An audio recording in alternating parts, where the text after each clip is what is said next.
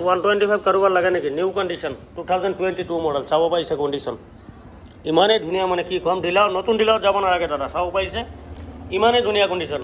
2022 লাষ্টৰ গাড়ী, চাব পাৰিছে কণ্ডিশ্যন দেখাই দিছোঁ, ইমান ধুনীয়া কণ্ডিশ্যন, মানে মই নিজে ল'বলৈ মন কৰি আছে গাড়ীটো, মই নলওঁ বাৰু, মোৰ নিজৰ ডিলাৰ, ইমান ধুনীয়া কণ্ডিশ্যন, যোনে ল'ব বহুত কম প্ৰাইচত পাই যাব।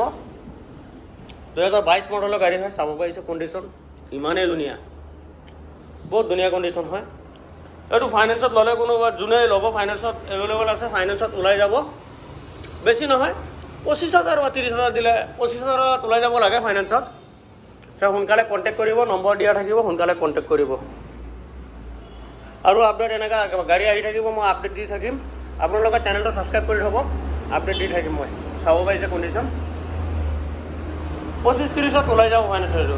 আজিৰ ভিডিঅ' এটা আপডেট আছিলে, নেক্সট আৰু এটা কালি আপলোড কৰিম।